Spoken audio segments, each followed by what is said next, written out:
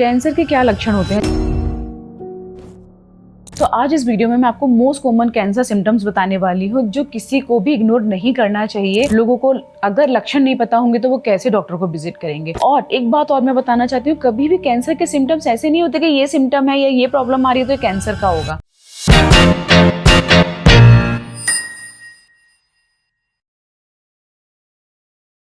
Cancer के क्या लक्षण होते हैं जो कभी किसी को इग्नोर नहीं करना चाहिए, क्योंकि आज की डेट में कैंसर इतना बढ़ रहा है। लोगों को अगर लक्षण नहीं पता होंगे तो वो कैसे डॉक्टर को विजिट करेंगे। तो आज इस वीडियो में मैं आपको मोस्ट कॉमन कैंसर सिम्टम्स बताने वाली हूँ जो किसी को भी इग्नोर नहीं करना चाहिए। और एक बात और मैं बताना चाहती हूँ, कभी भी कैंसर के सिम्टम्स ऐसे नहीं होते कि ये सिम्टम है या ये प्रॉब्लम आ रही है तो ये कैंसर का होगा, राइट। कैंसर का सिम्टम ऐसा कुछ नहीं होता, अदर बीमारियों वाले सिम्टम्स ही जब लॉन्ग लास्टिंग बने रहते हैं तब पता चलता है कि ये कैंसर है। जैसे नॉन हीलिंग अल्सर, बॉडी में कहीं भी कोई भी ऐसा जख्म है जो भर नहीं रहा है, महीने हो गए, सालों हो गए। मैं तो सरप्राइज हूँ, मेरी ओपीडी में सालों सालों बाद भी लोग आते हैं कि 1 साल से जख्म बना हुआ है। तो ये गलतियाँ कभी नहीं करनी है। और ये मोस्ट कॉमनली कहाँ मिलते हैं? मुंह के अंदर, ठीक है। और स्पेशली पान, बीड़ी, गुटखा, तम्बाकू खाने वाले लोगों के साथ ऐसा होता है, जो अपनी तम्बाकू को गाल के और जबड़े के बीच में रखते हैं, ठीक है। तो ये non healing ulcer anywhere in body, मतलब कहीं पे भी कोई भी जख्म है ऐसा जो नहीं भर रहा है तो आपको इग्नोर नहीं करना है। दूसरा, एनी लंप इन बॉडी, कोई ऐसी गांठ थी जो पहले नहीं थी, अचानक से बन गई। हर गांठ कैंसर नहीं हो सकती, लेकिन अगर कोई गांठ है तो उसे पता लगाना जरूरी है कि किस चीज़ की गांठ है। स्पेशली मेरी फीमेल से रिक्वेस्ट है कि इंडिया में ब्रेस्ट कॉमन, आज की डेट में मोस्ट कॉमन कैंसर है।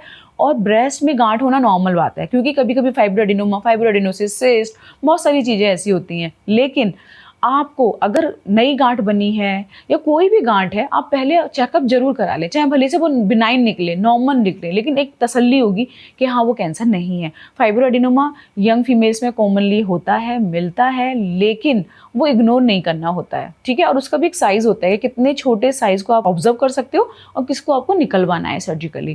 थर्ड होता है कि रिकरेंट इन्फेक्शन, रिकरेंट फीवर। ये मोस्ट कॉमन सिम्टम्स होता है ब्लड कैंसर का। किसी को बार बार चेस्ट इन्फेक्शन हो रहा है, बार बार फीवर आ रहा है, इतना ज़्यादा, मतलब महीने में 2 या 3 बार बीमार पड़ रहा है।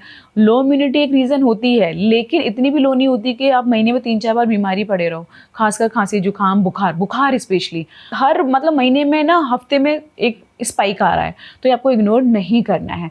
फिर आता है ऐसी खांसी जो 3 या 4 या 5 महीने से बनी हुई है, ड्राई कफ है या बार बार स्पुटम आ रहा है। देखो, टीबी हो सकता है, लंग का कोई इन्फेक्शन हो सकता है, मैं मना नहीं करती, लेकिन अगर कोई 3-4 हफ्ते से खांसी बनी हुई है, हमेशा एक पल्मोलॉजिस्ट के पास जाके, फिजिशियन के पास जाके चेकअप जरूर कराएं। क्योंकि जिस तरह का हमारा एटमॉस्फेयर है, एयर पोल्यूशन है, तो हम इस चीज़ को इग्नोर नहीं कर सकते। आज की डेट में लंग कैंसर स्मोकर्स से ज़्यादा नॉन स्मोकर्स में मिल रहा है। रीज़न जो एयर पोल्यूशन है, जो सेकंड हैंड स्मोक है, थर्ड हैंड स्मोक है, ठीक है। तो लंग इन्फेक्शन, कंफ्यूज हो सकता है लंग कैंसर से, लेकिन आपको इग्नोर नहीं करना है। नेक्स्ट होता है अनएक्सप्लेन्ड वेट लॉस। ये एक बहुत ही सरप्राइजिंग चीज़ है कि पेशेंट, मतलब कोई पर्सन ना तो डाइट कर रहा है, ना जिम कर रहा है, कुछ नहीं कर रहा है, लेकिन ऑल ऑफ सडन उसका वेट गिरता चला जा रहा है, गिरता चला जा रहा है। खुश नहीं होना है, ऐसे में पता लगाना है कि आखिर ऐसा हो क्यों रहा है, ठीक है। लॉन्ग स्टैंडिंग या बहुत ही रैपिडली वेट फॉल होना, अनएक्सप्लेन वेट लॉस होना, ये गुड साइन नहीं है। अब आता है महिलाओं के लिए स्पेशली वेजाइना के थ्रू जो नॉर्मल ब्लीडिंग होती है, जिसे मेंसेस बोलते हैं, उसके अलावा अगर बहुत ज़्यादा फ्रिक्वेंट ब्लीडिंग है, ब्लीडिंग हो रही है इंटरकोर्स के बाद, ब्लीडिंग हो रही है in between the cycle, bleeding हो रही है फाउल स्मेल के साथ, डिस्चार्ज के साथ, ल्यूकोरिया एक अलग सिचुएशन होती है। बट अगर ये चीज़ें लगातार बनी हुई हैं तो प्लीज़ प्लीज़ चेकअप कराइए। ब्रेथलेसनेस, मतलब सांस फूल जाना अचानक से, सांस फूलना एनीमिया के केस में भी हो सकता है, हार्ट प्रॉब्लम के केस में भी हो सकता है, लेकिन लंग कैंसर का प्रेजेंटेशन भी सांस फूलने के साथ हो सकता है। तो जब सांस फूले और जो कि डेली बढ़ता जाए, अभी आप सीढ़ियाँ चल पा रहे थे आराम से, अब सीढ़ियाँ भी नहीं चढ़ पा रहे, अब आप घर के काम कर लेते थे पहले, वो भी नहीं कर पा रहे, तो इन चीज़ों को इग्नोर नहीं करना है।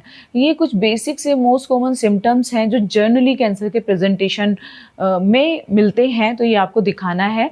और कुछ कैंसर मैं लास्ट में ऐसे बताना चाहूँगी जो बिनाइन कंडीशन के लिए ऑपरेट हुए, बाद में पता चला ये तो कैंसर था। ऐसे कौन कौन से कैंसर्स होते हैं, जैसे कि गॉल ब्लैडर कैंसर यानी कि पित्त की थैली का कैंसर।